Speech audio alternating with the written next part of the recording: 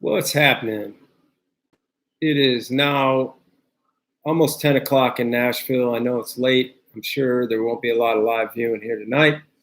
Triathletes like to get to bed, get up early, do their thing. I am Mike, co-host of the Crushing Iron podcast, and I am training for Ironman Wisconsin. It'll be my third time at Wisconsin, and it's at my favorite race.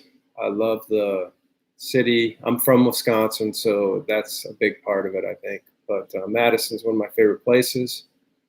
Great venue, great crowd support, awesome city. We love staying downtown around the Capitol, and it's just going to be a blast. We've got about, I don't know, I feel like there's over 30 Crushing Iron athletes racing up there this year and growing. But anyway, this was a pretty big weekend for me. I had my well-documented issues yesterday on the long bike with the power meter. You can check that out. That was I called that day 51. I'm calling this day 49. I'm losing 49 days until September 8th. I just checked it. So I'm back on the right path again. So anyway, not a lot to report. I had a double run today, and I didn't start too early. I got done, I guess, around 1 o'clock. So I started at 11. It was a 2-hour, what was called a build feel. And if you've been kind of listening to these things, I really like to simulate as much as I can with these runs. So I was looking at this at probably about a half marathon's worth of running. And it's perfect for me because this is sort of how I run anyway. I kind of like to negative split in general. And I went out today with the idea the first 30 minutes or so, or probably not quite 30 minutes, but it was my first 3 miles. I wanted to keep it right about a 10-minute pace to simulate coming out of the T2 under control, a little bit slower, and let my legs kind of find themselves. And it's not, I exactly, but I rode last night. I didn't get done riding last night till about 6, so I guess I had a little over 12-hour rest. But anyway, the point being is I went out slow because that's, I think, the biggest mistake a lot of people make is they go out too fast, and then there's just no kind of catching up to yourself. And then, so I was looking at it in terms of ranges.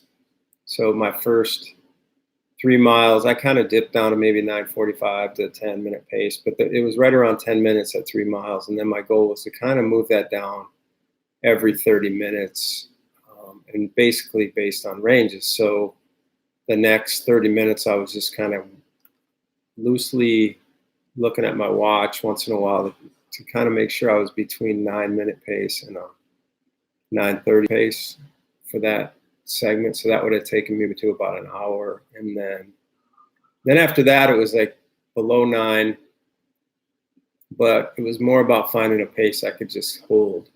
And then towards the end, I knew I had a hilly ending to this run today. So I tried to just hold, between 8:30 and 9 for that last hour, basically, and felt pretty good with it.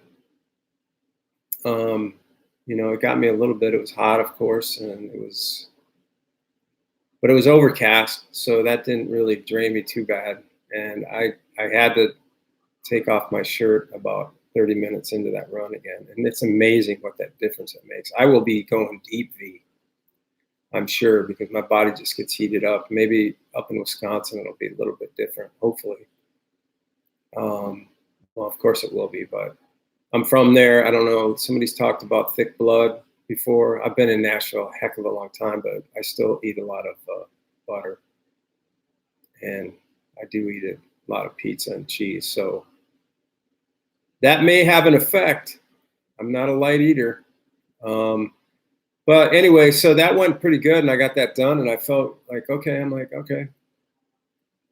it's halfway. You only got enough, and then I cut back. Of course, it was right around 13 miles or so, and then I'm thinking to myself, could I do that again?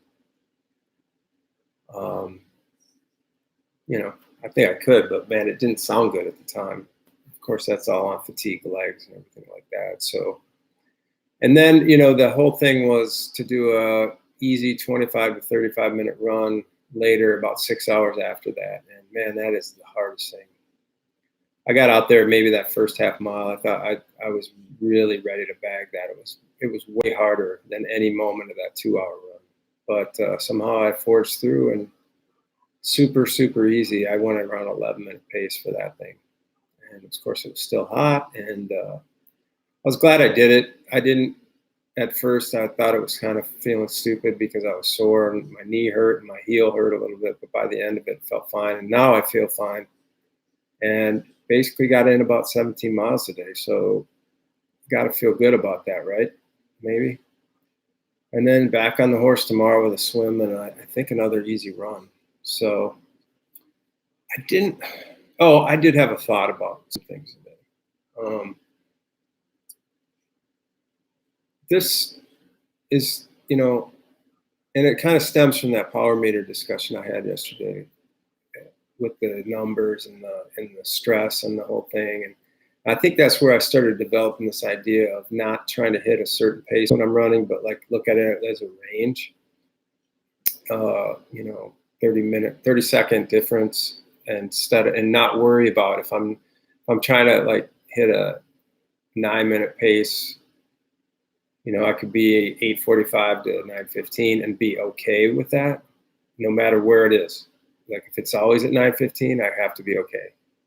And so I started thinking about it in terms of like what, you know, to me that makes it more fun. And I think a lot of times we forget that this is supposed to be fun for us. It's a game. Triathlon is a game. And I think a lot of time people try to turn it into war games, and it becomes intense, and it's something that becomes an obligation versus something that we really love to do. And I have to say, I really enjoyed that run today. I mean, I handled it, and that was a big, big deal. And just to feel good, you know, because if you're going out every day and you're kind of beating yourself up and it's a struggle, and I was really fortunate, I think, to have this. And I kind of knew it was going to happen. I've been feeling good about my running and my cycling. Lately, it just hasn't been really fun. And people talk about cycling. Oh, I could do the cycling part of this whole thing, but I challenge these people to get on the bike for 5 or 6 hours and go ride and put hard efforts in. And to me, the bike it's just the hardest. It's just the hardest. It's the longest time. It's the intensity level is harder. The focus. You don't really get to like how you don't dance on the bike. I mean, when you're running, you can kind of shake it out and you can get a little bit more full body kind of stuff going on. And that's important to me. I've been trying to swim like that a little bit too. It's like I just don't want to be rigid in my training or anything. So I guess that's the thought of the day. It's kind of getting late. And, I should probably go to bed. But I will catch you tomorrow, hopefully with a little more energy. See you.